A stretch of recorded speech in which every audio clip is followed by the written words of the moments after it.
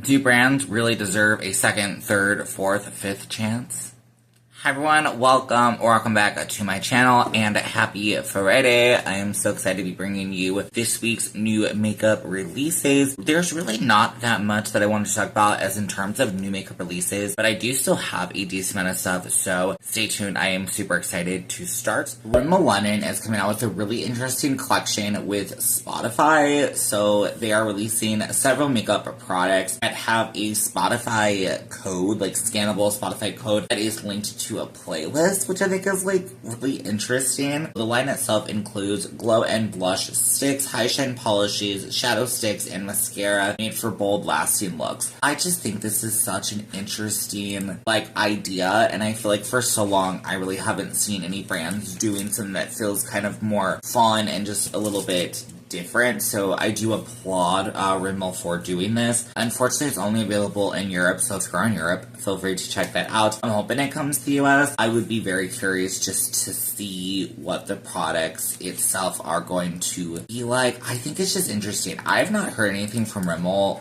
at least here where I live, in so long, but this just looks really cool. Is it the most exciting products in the world? No, but I think it's a really interesting idea, so I wanted to mention that because I am very, very intrigued. So I'm seeing that Huda Beauty has taken back her empire. I guess at some point she must have sold it, so now she has taken it back, so kudos and coolness to her. Why I mainly want to talk about this is I have not purchased from Huda Beauty in, I think, ever. Actually, let's be honest, I've never purchased anything from Huda Beauty, and I was kind of like, why, though? And I remember there being backlash in the past, but it's been so long, so I wasn't sure anymore, so I kind of did some digging. I will have my sources down below if you are curious. I figured it'd just be interesting to talk through all this stuff, and I would love to know your all opinion. Would you still buy from the brand? What do you think and also, am I missing anything? That's also something, because I tried to find stuff and I really couldn't to see if the brand has apologized and stuff. But so let's go ahead and start with the fact that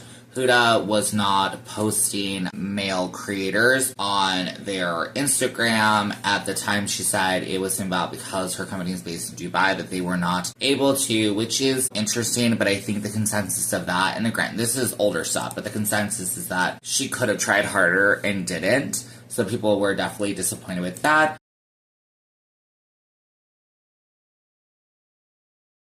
She was called out by Jackie Aina for only having lighter skinned people on her Instagram. Lastly, the one that I really remember as well is Beauty Bakery, which again kind of goes and ties with the, I don't know if I want to necessarily call it racism claims, but didn't look great. Is that Beauty Bakery had their flour powder, and then Huda Beauty came out with the Easy Bake, Loose Baking, and Setting Powder, which both were very baking themed. And if you're not familiar with Beauty Bakery, unfortunately they are now closed, I think, or the brand was sold off. I'm not 100% sure, but it was a baking themed kind of brand, and it was just very interesting that Huda came in and just or whoever on her team came in and swooped up the idea and was like, this is ours. None of this really ever seemed to be fully resolved. I did see Beauty Bakery kind of had mentioned that something about flattery or whatever is a compliment, and that basically she's not going to be petty or whatever, she's going to be better. So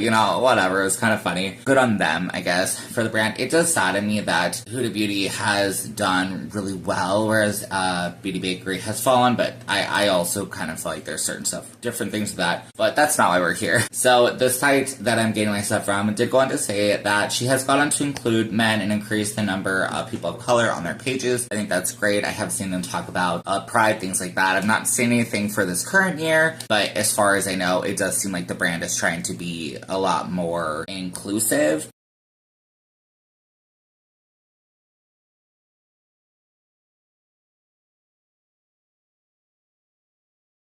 Within a little bit of several years ago as well, something that people are still finding upsetting is I do believe that she posted a Black Lives Matter post that a lot of people did not like. It just kind of really sounds like she does stuff that people don't like, and then it's weird, it's she gets uncanceled, she gets canceled, then she gets uncanceled. I don't know if this is the whole TikTok of it, kind of what Jeffree Star will just say, but I think I've noticed a lot more people who, like myself at a time, was like, ooh, I'm not gonna try from Huda, and it seems like a lot more people try Huda Beauty. So I'm just really curious, because I see a lot of people not using, like, let's say a Jeffree Star or a Painted, I think that's the brand by James Charles, I'm not sure. It's just interesting how, though it seems like she, like them, has had a lot of these issues, her brand has kind of been able to disappear and then come back. So I don't really know about that. I feel like this is just an interesting thing that I wanted to mention, and I would love to know all of your thoughts down in the comments. Do you support this brand? What do you think? I am very, very curious just to hear your thoughts. Sephora is introducing quiet hours. So in select US and UK stores on Tuesdays and Thursdays from 10 a.m. to 12 p.m., the stores will dim the lights, lower the music, reduce digital screen activity, and offer the option to put on a do not disturb tag on shopping bags. Why they're doing this is aimed to create a more relaxed, accessible shopping experience for customers, particularly those who benefit from a calmer environment. So it is going to be a 12-week pilot, which aims to support neurodivergent customers and anyone who find traditional retail settings overwhelming. I think this is honestly a really cool idea. What are your thoughts on everything? I'll be very curious to see, like, this idea of dimming the lights. Now, granted, I get that their stores are ridiculously bright. That was the one that, to me, I was like, oh, that's kind of interesting. Because, like, are you going to be able to see the makeup? But it's probably, like, just dimmed a little bit. So maybe I'm just being, like, kind of crazy. I do really like the option, though, of the do not disturb on the bags. I think that is kind of interesting. I think what would more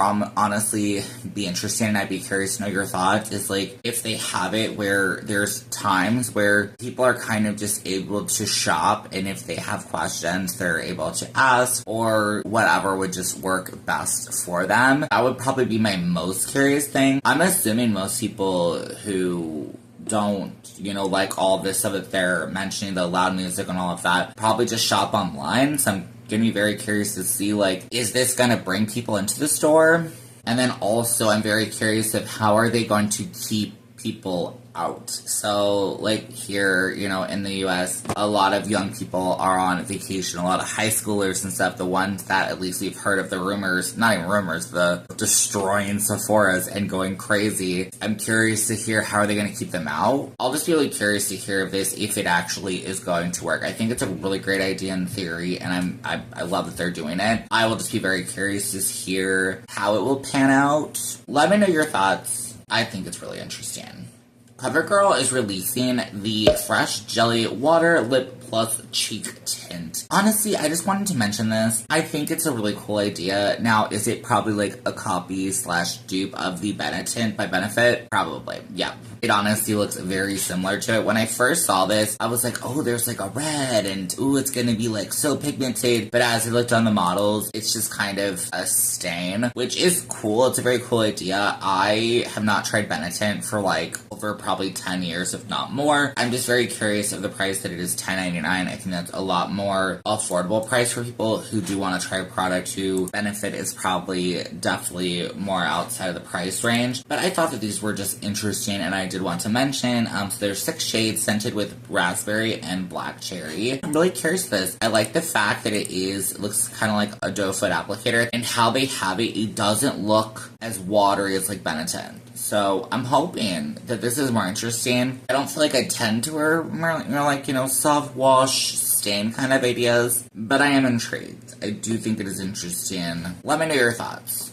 This next one I'm actually really excited about, and I do think I will be picking this up. So Milani is coming out with the Clean Start Prep Steps. So the claims are to reduce the appearance of redness, improve texture, and promote healthy looking skin. It's only $12.99, and it is available on their site and at certain retailers, but it does look like how it will be kind of branching out everywhere else. By the end of August, everybody should have it. I have been using the Milani setting spray for quite a while now, and I do actually really like it. I would be curious just to see how this works. It's just a nice kind of first step, and $12.99 is not horrible. I'm gonna be curious of, do you still need to use a primer? Is this just an easy little prep step, which I guess is what they're calling it? I'm really enjoying doing wear tests and stuff, so I do think that this is something that I could see myself purchasing just to do a wear test and see. I would definitely let me know what your thoughts are of this. I think it's very interesting. I'm very intrigued, and I would love to test it out just to see if it's good.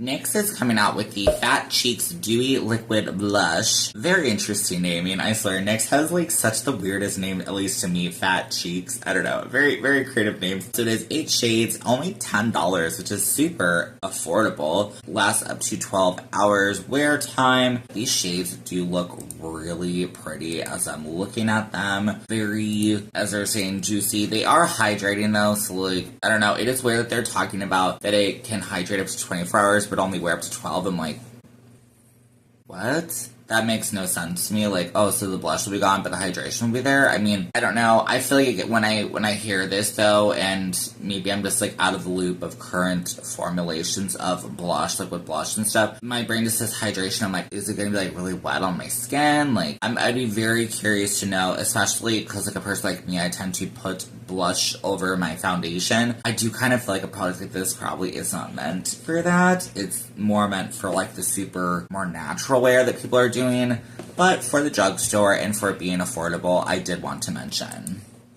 So this next one, I think just looks weird, so I wanted to mention it. Like, I think it looks weird and honestly kind of, I feel like I'm sounding mean, but kind of ugly. So this is by Isamaya Beauty, is releasing, or possibly re-releasing, 2 palettes, so 14 shades palettes with different finishes. Some people are saying that it looks like they are bringing back some previous palettes they have done and are just changing the packaging. I feel like if it's the previous palettes that I thought, which were kind of those, like, bondage-themed palettes, which is not the best in the world, but also, like, I don't know, interesting. But let's just say, I don't know why this packaging is, like, making me think of a pool. Like, all the shades, like, I feel like the center is a pool and, like, the outside is, like, the tiles. But looking at this, nothing about this is just grabbing my creativity. And the finishes look, I mean, maybe it's just not, like, that great of a photo, but, like, the finishes just, they look okay. They don't look like anything spectacular. I've yet to try anything for the brand. I've really never been impressed with much what they come out with, but I do want to mention them just because I think these are interesting, and I am curious what everybody thinks because these are higher end or, you know, a little more expensive. Like, would you buy this? I want to know your thoughts. I think it just might be the color range is just not for me and what I like, to be completely honest, but I wanted to shout it out just in case, and it is so far also random, the only eyeshadow palette that I saw come out this past week, which is kind of crazy. Let me know your thoughts. I'm very curious to know. And that is going to be the end of today's video. Honestly, it might be a pretty short week. Not a lot of fun stuff that I saw, but I still feel like some pretty important stuff that I did enjoy talking about. Definitely let me know your thoughts down below. I would love it if you subscribed. If you did enjoy this content, give me a like. Helps me out so much, and I greatly do appreciate it. I hope you're having a great rest of your day, and I will see you on my next one. Okay, bye.